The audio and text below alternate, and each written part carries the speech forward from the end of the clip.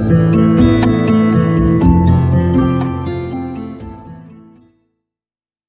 کون تھا، اس کا نام کیا تھا اور وہ کہاں کا رہنے والا تھا، دنیا نہیں جانتی، لیکن اس کے ایک فیصلے نے کروڑوں لوگوں کی سوچ بدل دی، اور سوچ بدلنے کا یہ سفر ابھی ختم نہیں ہوا، یہ دریا ابھی بہہ رہا ہے۔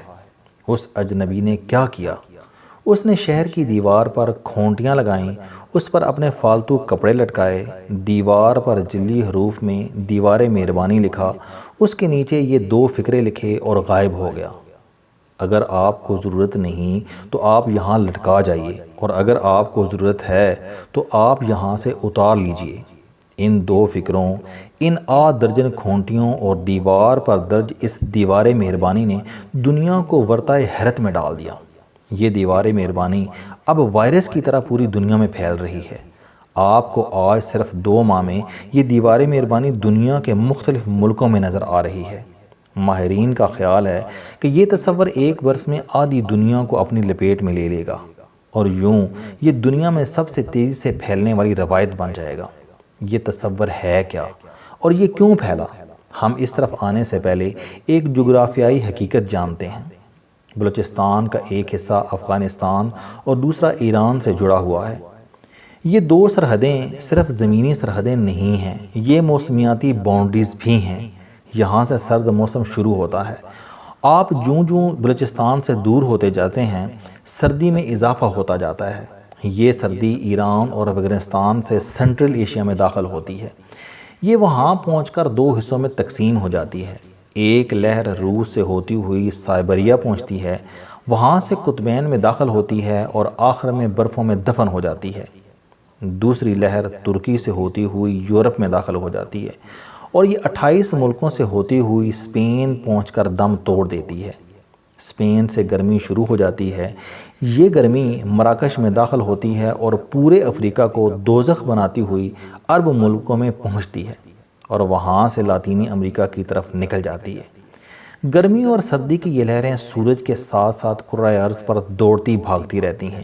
یہ کیسے اٹھتی ہیں، یہ کیسے سفر کرتی ہیں، اور ان کا ہمارے نظام شمسی کے ساتھ کیا تعلق ہے، یہ ہمارا موضوع نہیں۔ ہمارا موضوع دیوار مہربانی ہے۔ ہم اس طرف آتے ہیں۔ یہ دیوار مہربانی ایران کے سرد علاقے میں پیدا ہوئی۔ ایران کے شمال مشرقی اور مغربی صوبے سردیوں میں شدید سرد ہو جاتے ہیں۔ مشہد اسی ٹھنڈی بیلٹ میں واقع ہے۔ 2015 کے دسمبر میں مشہد کا درجہ حرارت نقطۂ انجماد سے نیچے تھا۔ زندگی جمنا شروع ہو گئی۔ سردی کے اس شدید موسم میں کسی شخص نے غریبوں کو کپکپاتے دیکھا تو اس کے ذہن میں اچھوتا آئیڈیا آیا۔ وہ ایک رات پینٹ کا ڈبہ، برش، کھونٹیاں اور گھر بھر کے فالتو کپڑے لے کر شہر کی مرکزی شاہراہ سجاد بلیوارڈ چلا گیا۔ اس نے دیوار پینٹ کی، اس پر کھونٹیاں لگائیں، اپنے فالتو گرم کپڑے ان پر لٹکائے، دیوار پر دیوار مہربانی لکھا، اس کے نیچے 2 فقرے لکھے اور پینٹ اور برش لے کر غائب ہو گیا۔ صبح جب شہر جاگا تو اس آئیڈیا نے تمام شہریوں کو حیران کر دیا۔ لوگ گھر گئے، اپنے فالتو کپڑے نکالے اور آ کر چپ چاپ کھونٹیوں پر لٹکا دیے۔ ضرورت مند آئے، اپنے ماپ کے کپڑے اتارے، پہنے اور چلے گئے۔ یہ دیوار چند دنوں میں مخیر حضرات اور ضرورت مندوں کی عبادت گاہ بن گئی۔ مشہد کے لوگ دن میں کم از کم 1 بار اس دیوار پر ضرور آتے تھے۔ نوجوانوں نے دیوار کی تصویریں بنائیں اور سوشل میڈیا پر چڑھا دیں۔ یہ آئیڈیا سوشل میڈیا پر پاپولر ہو گیا۔ عوام نے شہر کی دوسری گلیوں اور سڑکوں پر بھی دیوار مہربانی بنا دیں۔ یہ دیوار 1 ہفتے میں مشہد سے نکلی اور پورے ایران میں پھیل گئی۔ دسمبر کے آخر میں تہران میں دیوار مہربانی بنی اور تہران کے لوگ بھی دیوار پر کپڑے، جیکٹیں، کمبل اور جوتے لٹکانے لگے، اور تہران کے ضرورت مند بھی دیوار مہربانی کی مہربانی سے اپنی ضرورتیں پوری کرنے لگے۔ یہ آئیڈیا سوشل میڈیا کے ذریعے دیکھتے ہی دیکھتے سینٹرل ایشیا اور مشرقی یورپ تک پھیل گیا۔ مشرقی یورپ میں اس وقت شامی پناہ گزینوں کی یلغار جاری تھی۔ یورپ کے لوگوں کو بھی یہ آئیڈیا پسند آ گیا۔ انہوں نے بھی ان تمام سڑکوں پر دیوار مہربانی بنانا شروع کر دیں جہاں سے شامی مہاجرین کے قافلے گزرتے تھے۔ یورپی میڈیا نے ان دیواروں کی تصاویر نشر کرنا شروع کر دیں اور یوں یہ آئیڈیا گلوبل ہو گیا۔ پاکستان میں بڑی تعداد میں اہل تشیع رہتے ہیں۔ مشہد ان کی نظروں میں مقدس شہر ہے۔ دسمبر میں چند زائرین مشہد سے کراچی واپس آئے۔ انہوں نے اپنی آنکھوں سے مشہد میں دیوار مہربانی دیکھی تھی۔ یہ لوگ اس آئیڈیا سے متاثر تھے، چنانچہ انہوں نے کراچی کی چند دیواروں پر دیوار مہربانی لکھا اور وہاں فالتو کپڑے لٹکا دیے۔ کراچی شہر میں سردی نہیں پڑتی، چنانچہ اس آئیڈیا کو یہاں زیادہ پذیرائی نہ ملی۔ لیکن یہ آئیڈیا جب لاہور، سیالکوٹ، راولپنڈی، کوئٹہ اور پشاور پہنچا، جب ان شہروں میں دیوار مہربانی بنی اور جب لوگوں نے ان پر اپنے سویٹر، جیکٹیں، چادریں، کوٹ، جرابیں، لانگ شوز اور مفلر لٹکانا شروع کیے تو اس آئیڈیا کو پر لگ گئے۔ یہ آئیڈیا کتنا مؤثر ہے، آپ اس کا اندازہ صرف ایک مثال سے لگا لیجئے۔ پشاور میں جنوری میں پہلی بار دیوار مہربانی بنی۔ اس دیوار پر پہلے 2 دن 1000 لوگوں نے گرم کپڑے لٹکائے اور اتنی ہی تعداد میں ضرورت مندوں نے اس سہولت سے فائدہ اٹھایا۔ یہ آئیڈیا اب پاکستان میں تیزی سے پھیل رہا ہے۔ اخبارات میں روزانہ کسی نہ کسی دیوار مہربانی کی تصویر شائع ہوتی ہے اور عوام کھونٹیوں پر لٹکے لباس اور ان میں سے اپنے ماپ کے کپڑے تلاش کرتے ضرورت مندوں کی تصویریں دیکھ کر خوش ہوتے ہیں اور اس عظیم مشہدی انسان کے لیے دعا کرتے ہیں جس نے دنیا کو دیوار مہربانی کا آئیڈیا دیا۔ یہ ایران کا پہلا آئیڈیا نہیں جس نے تیزی سے دنیا کے دروازے پر دستک دی۔ اس سے قبل ایران سے فریج کا آئیڈیا بھی نکلا تھا۔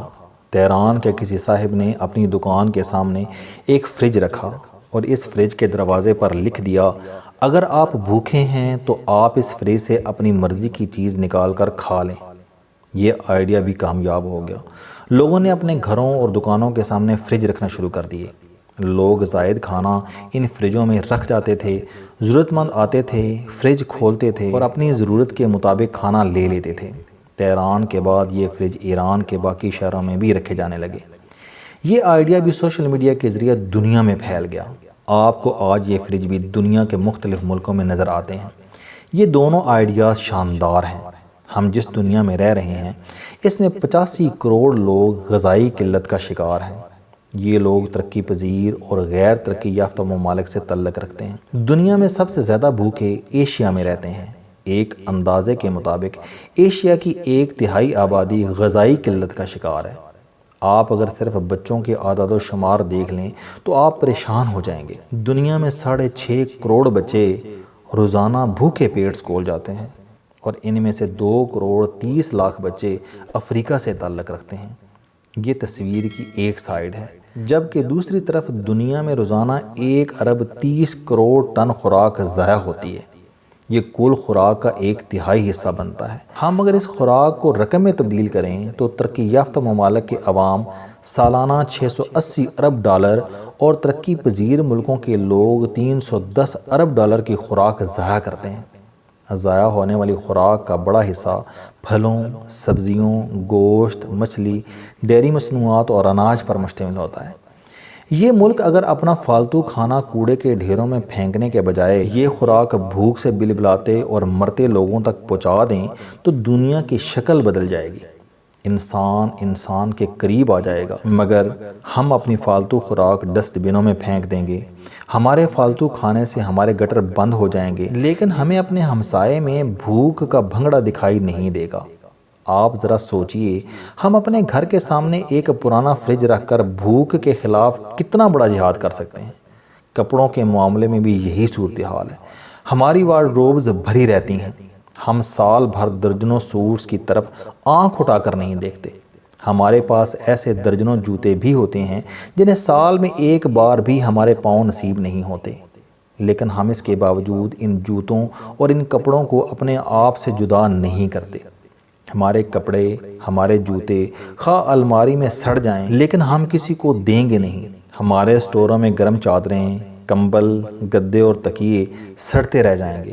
ہم گھر سے نکلنے سے پہلے یہ سوچتے رہیں گے ہم آج کون سا سویٹر پہنیں، لیکن ہمیں ہمسائے میں پڑے وہ لوگ نظر نہیں آئیں گے جو پوری رات کپکپا کر گزارتے ہیں، جن کے پاس سردیاں گزارنے کے لیے کوٹ ہوتے ہیں، جیکٹیں اور نہ ہی رضائیاں اور کمبل۔ ہم زیادہ نہیں کر سکتے، نہ کریں، لیکن اپنی گلی میں دیوار مہربانی تو بنا سکتے ہیں۔ ہم اپنے تمام فالتو کپڑے دھو کر اور استری کر کے اس دیوار مہربانی پر لٹکا تو سکتے ہیں۔ ہم اسی طرح اپنی گلی میں میزبان فریج بھی رکھ سکتے ہیں تاکہ ہمارے گلی کے لوگ اپنا فالتو کھانے اس فریج میں رکھ دیں اور ضرورت مند گزرتے گزرتے یہ خوراک نکال کر کھا لیں۔ کیا یہ بھی ممکن نہیں؟ کیا ہم اتنا بھی نہیں کر سکتے؟ ہم اسی طرح غریب بستیوں کے اسکولوں اور ہسپتالوں میں بھی میزبان فریج اور دیواریں مہربانی بنا سکتے ہیں تاکہ لوگ وہاں اپنی زائد ادویات بھی چھوڑ جائیں، خوراک بھی اور کپڑے بھی، اور یہ تمام چیزیں بعد ازاں ضرورت مند مریضوں اور ان کے لواحقین کے کام آ جائیں۔ کیا ہم یہ بھی نہیں کر سکتے؟ میں نے ملک میں فلاح و بہبود کے درجنوں بڑے ادارے دیکھے ہیں۔ ان میں کراچی کا سیلانی ٹرسٹ ابتدائی نمبروں میں آتا ہے۔ مولانا بشیر قادری اس ٹرسٹ کے روح رواں ہیں۔ یہ ٹرسٹ ہر سال فلاح پر اربوں روپے خرچ کرتا ہے۔ میرا خیال ہے اگر سیلانی ٹرسٹ دیواریں مہربانی اور میزبان فریج کا یہ آئیڈیا گود لے لے تو یہ لوگ یہ کار خیر پورے ملک میں پھیلا سکتے ہیں۔ یہ شاندار آئیڈیا ہے اور یہ شاندار آئیڈیا اپنے جیسے شاندار لوگوں کا انتظار کر رہا ہے، ایسے شاندار لوگوں کا انتظار جو ان شاندار آئیڈیاز کو ملک کے شاندار لوگوں تک پہنچا دیں، اور سیلانی ٹرسٹ کے لوگ ایسے ہی شاندار لوگ ہیں۔ السلام علیکم دوستو، علم دوستی چینل بنانے کا مقصد موٹیویشنل اور زندگی بدل دینے والی کہانیاں آپ تک پہنچانا ہے۔ مجھے خوشی ہے کہ آپ احباب کو یہ ویڈیوز بہت پسند آ رہی ہیں۔ کوئی بھی شخص جو مایوسیوں میں گھرا ہو، یا کوئی بھی طالب علم جو اپنی زندگی مثبت انداز سے گزارنا چاہتا ہے، اس کے لیے یہ چینل علم دوستی لائف چینجنگ ثابت ہوگا۔ میرا دعویٰ ہے کہ کوئی بھی شخص اگر اس چینل کی ویڈیوز دیکھ اور سن لے گا تو اس کی زندگی بدل جائے گی۔ اگر آپ کو یہ چینل پسند آئے تو اسے سبسکرائب کرنا نہ بھولیں تاکہ ہر نئی آنے والی ویڈیو آپ تک پہنچ سکے۔ اس ویڈیو کو دوسروں تک ضرور پہنچائیں کیونکہ یہ صدقہ جاریہ ہے۔ آپ کا بہت شکریہ۔